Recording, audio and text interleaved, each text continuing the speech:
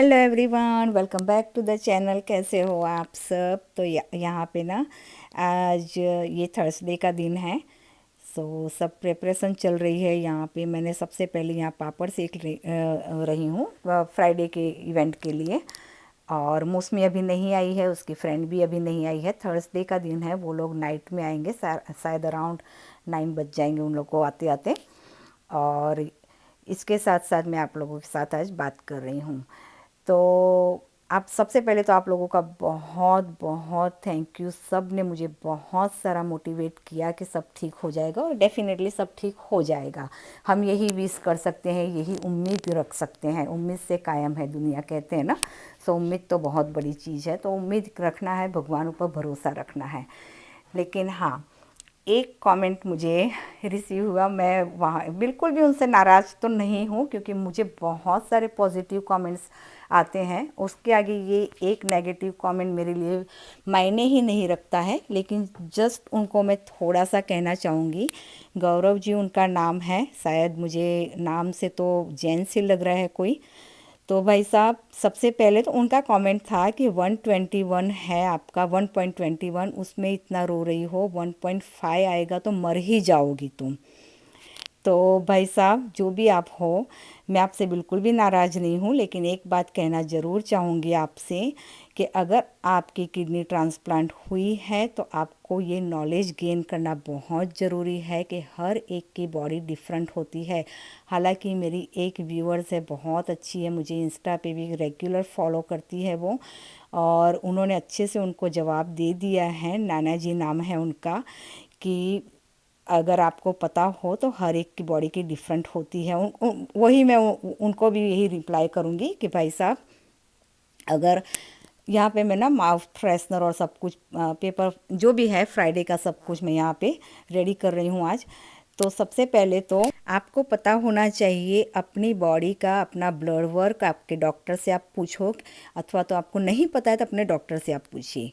Every time अपना lab work जो आता है उसे रिव्यू करिए कि आपकी किडनी क्रिएटिन की रेंज क्या है। मेरी किडनी क्रिएटिन की रेंज मैंने जब ये व्लॉग लास्ट व्लॉग में शेयर किया, उसमें भी मैंने कहा है, मेंशन क्लियरली किया है कि मेरी जो है 0.921 होनी चाहिए।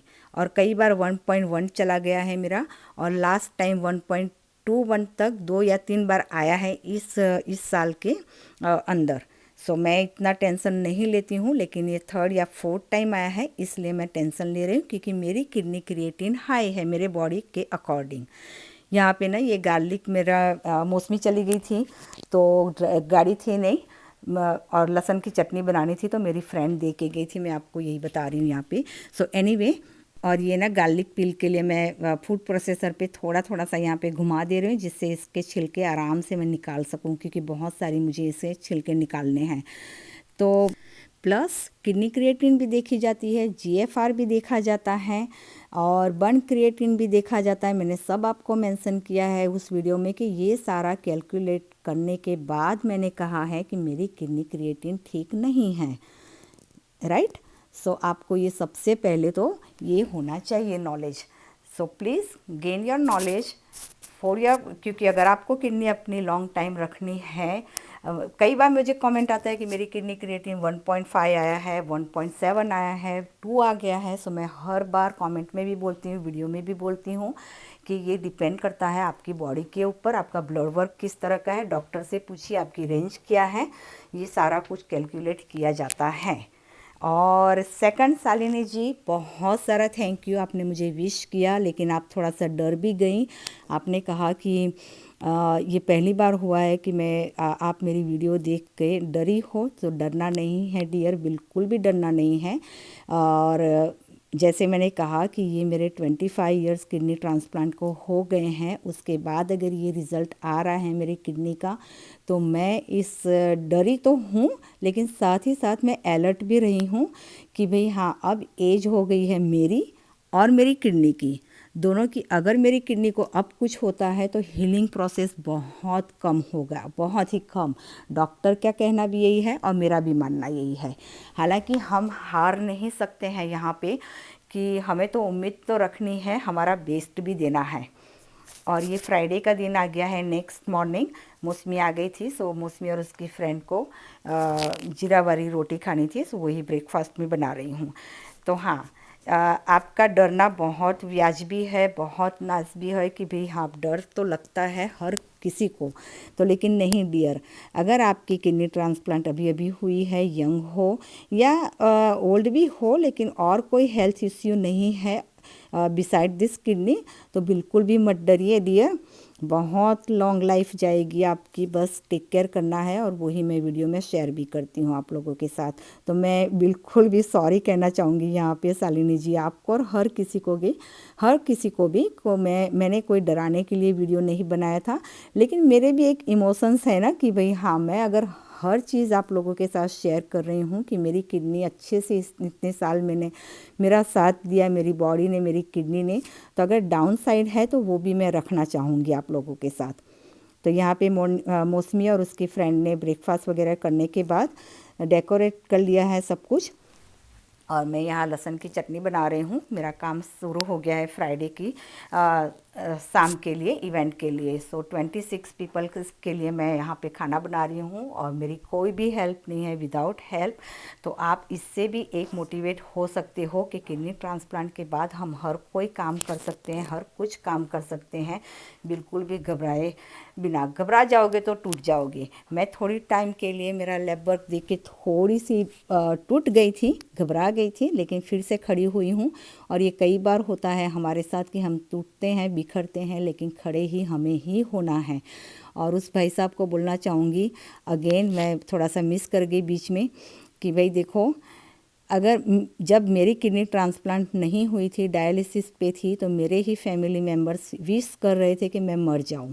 मैंने अपने कानों से, मेरे मुंह के सामने ये बोला गया है मुझे, तब भी मुझे इतना बुरा नहीं लगा था। क्यों नहीं लगा था? क्योंकि उनको कोई हेल्थ इश्यू नहीं थी, तो वो हमारी सिचुएशन नहीं समझ सकते हैं।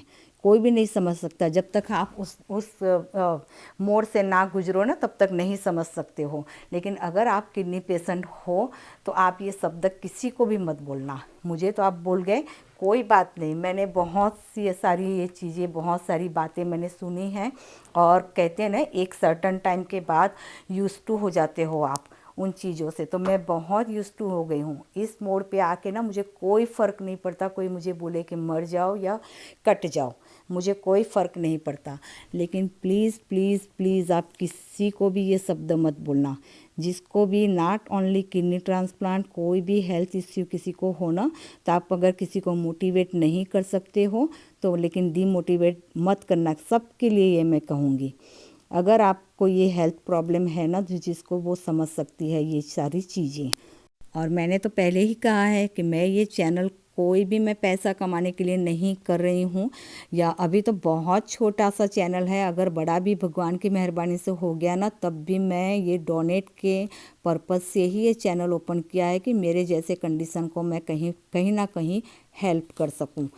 तो यहाँ पे ना ये वेजिटेबल जो मैंने पाव भाजी बना रही हूँ, सो पाव भाजी के जो कितने सारे वेजिटेबल्स होते हैं ना, नमक नहीं डाला था, सो वो ही मैंने मैश करके ले लिया है मेरे लंच के लिए आज, क्योंकि आज बहुत नाइट टाइम खाना होगा ना।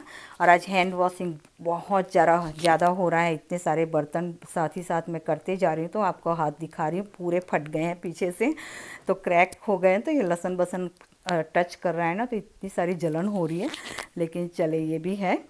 तो यस, तो मैं यही कहना चाहूँगी कि अगर मैं यहाँ पे अपना मोटिवेट आपको कर रही हूँ, तो जो मेरी लाइफ में चल रहा है हेल्थ के अकॉर्डिंग, मैं हैप्पीनेस भी शेयर कर रही हूँ।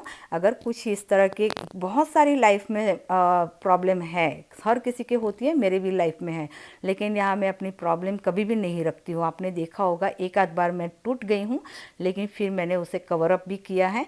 सो हर एक की लाइफ में प्रॉब्लम होती है, मेरी लाइफ में बहुत सारा है। मैं यहाँ वो कभी भी शेयर करना नहीं चाहूँगी, होपफुली कि ना करूँ मैं वो। लेकिन हाँ, हेल्थ इश्यू अगर कुछ आ रहा है, किडनी से रिलेटेड है या कुछ और, तो मैं डेफिनेटली शेयर करना चाहूँगी वो चीज़ें यहाँ पे, जिससे आपको भी पता चले कि क्या चल रहा है मेरी लाइफ में, किस तरह का मैं उसे डील कर रही हूँ। अप एंड डाउन्स आते हैं, अगर किडनी फेल हो रही है, किडनी में कोई प्रॉब्लम है, तो वो भी मैं आप लोगों के सामने रखूँगी यहाँ पे, जिससे आपको भी पता चले कि मैं उससे भी किस तरह से डील कर रही हूँ या नहीं कर रही हूँ। जो भी कुछ है मैं वो आप लोगों के साथ शेयर करना ज़रूर चाहूँगी। तो यहाँ पे पाव भाजी मैंने ग्रेवी एक बर्तन में बना ली, और उसके बाद सब कुछ मिक्स करके मैंने डिवाइड कर दिया 2 बर्तन में, क्योंकि इतने सारे की करना मेरे पास इतना बड़ा बर्तन नहीं था। मीन्स बड़े बर्तन तो है, लेकिन ये वाले जो पाव भाजी बनते हैं ना, उसमें थोड़ा सा वाइड, वो क्या बोलते हैं, कढ़ाई जैसा नहीं चलता, फ्राई पैन जैसा चाहिए हमें।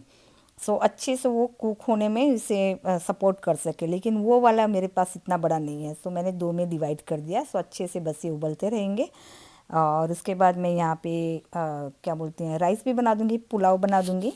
तो उसके लिए पानी चढ़ा दिया है मैंने पीछे वाले गैस में, दोनों गैस वो बिज़ी थे अभी, इस हिसाब से यहाँ पे लगा दिया इसको। सो पानी उबल रहा है, उसके बाद यहाँ पे मैंने सॉल्ट दे दिया, क्या बोलते हैं, बे लीव्स डाल दिया, थोड़े से लौंग डाल दिया इसके अंदर, और थोड़ा सा घी डाल दूँगी, जिससे राइस ना खिले खिले से अलग अलग वाले हो, एकदम से चिपके चिपके ना बने। तो बस इसके साथ मैं पुलाव बनाऊँगी। राइस को ना मैंने 30 मिनट्स धो करके, भिगो करके उसको रखा था 30 मिनट्स के लिए, उसके बाद पानी निकाल दिया है। इस तरह से पानी निकाल के रखते हैं ना, तो और भी खिले खिले से रहते हैं, पानी अंदर नहीं रखना है। तो वो भी यहाँ पे बस पानी उबल गया है, उसके बाद यहाँ पे राइस डाल दूँगी, और आगे तो आपने देखा सारा कुछ मेरा डन हो गया है खाना। ये लास्ट वाला बैच है, लास्ट अभी एक और स्प्रिंग रोल है, उसको तो सिर्फ बेक करना है, तो अभी तो नहीं करूँगी, सब लोग आने के होंगे ना, उसके 10-15 मिनट बाद पहले ही उसे मैं बेक करूँगी। तो ये फाइनल मेरा है यहाँ पे राइस का काम। और अब ना बहुत कहते हैं ना, वो जोरों वाली नींद आ रही है मुझे, और इस वजह से मैंने बेनेड्रिल ले ली है। एक्चुअली मेरे फिर से मेरा आँख के ऊपर ना स्वेलिंग सी होने लगी है, पता नहीं क्यों, 2 दिन से हो रहा है ये। मैं आपको अभी होगा तो मैं बताऊंगी, अथवा तो फिर ये अगर इसमें ना हो सका तो नेक्स्ट क्लिप ज़रूर से शेयर करूंगी। शायद मुझे एलर्जी ही लग रही, क्योंकि लैब तो अभी करवाया मैंने, उसमें तो ऐसा कुछ नहीं आया है ना कि कुछ कोई इतना मेजर प्रॉब्लम नहीं लग रहा है मुझे, मेरे हिसाब से। अब तो डॉक्टर ही बताएंगे, पता नहीं क्या हो। चलिए, यहाँ पे अनियन मैंने गाजर दोनों को या डाल दिया है, सॉटे कर लिया है, सेम थिंग घी डाल के, तेल और घी डाल करके, उसमें भी मैंने बे लीव्स लौंग डाला था, अनियन गाजर और आलू डाल दिया है इसके अंदर, फ्रोज़न मटर, और उसको बस अच्छे से थोड़ी देर सॉटे करके मैंने नमक डाल करके इसे ढक करके कुक किया है थोड़ी देर के लिए। और ये पुलाव सच में इतने अच्छे लगते हैं ना। मौसमी जब छोटी थी स्कूल में बहुत ली जाती थी, ये वेजी पुलाव बहुत ही ज़्यादा वो खाती थी। और उसके बाद ये जब कुक हो जाते हैं ना, सॉफ्ट हो जाते हैं सारे वेजिस, उसके बाद मैंने यहाँ पे पाव भाजी मसाला डाल दिया है, क्योंकि पाव भाजी के साथ सर्व कर रही हूँ। तो फ्राई राइस में मैं पाव भाजी, ये पर्टिकुलर रेसिपी में मैं डाल रही हूँ, तो थोड़ा सा पाव भाजी मसाला डाल दिया और राइस डाल दूँगी। अब इसे हम प्रेम से अच्छे से इसे हिलाना है, जब वो ज़ोर ज़बरदस्ती नहीं करनी यहाँ पर, नहीं तो सारे राइस टूट जाएंगे। तो मौसमी को बहुत ज़्यादा पसंद आते थे ये, स्कूल में लंच में ले जाते, और ये ना ठंडे भी अच्छे लगते हैं। तो वैसे भी स्कूल में इतना माइक्रोवेव वगैरह सब कुछ उन लोग का होता है, लेकिन इतनी लंबी लाइन में फिर खड़े रहना, एक तो ब्रेक का टाइम शॉर्ट होता है, तो गर्म करना कोई पॉसिबल नहीं है, तो वो खा लेती थी। उसके बाद यहाँ मैंने केसर को भिगो के रखा था दूध में थोड़ा सा, वो डाल दूँगी। ये ज़रूरी नहीं है, लेकिन मैंने थोड़ा सा डाला कि थोड़ा कलर आ जाए इसके अंदर येलो, और जो पाव भाजी का मसाला है ना उससे थोड़ा डल कलर हो जाता है, बस इस हिसाब से मैंने यहाँ डाला। सो बस यहाँ राइस भी बन के रेडी है, पुलाव, और मैं इसे बोल में निकाल करके ये दोनों बच्चों को खाना है। मौसमी को स्कूल डेज़ याद आ गया कि मम्मी पुलाव दे दो, अभी थोड़ा सा हम लोग वो खा रहे हैं, तो बस दोनों बच्चों के लिए मैं निकाल दूँगी यहाँ पे। मीन्स बाउल में निकाल करके कढ़ाई में ही रखूँगी, क्योंकि वो लोग अभी थोड़ा सा काम कर रहे हैं, तो मैं कढ़ाई में रख के ढक के रखूँगी, जिससे ठंडे ना हो जाए, फिर वो लोग खा लेंगे। सो बस इसी वीडियो का मैं यहीं एंड करूँगी, आगे का जो भी है नेक्स्ट व्लॉग में आप लोगों के साथ शेयर करूँगी। तो फिर मिलते हैं नेक्स्ट व्लॉग में, until then take care and bye bye.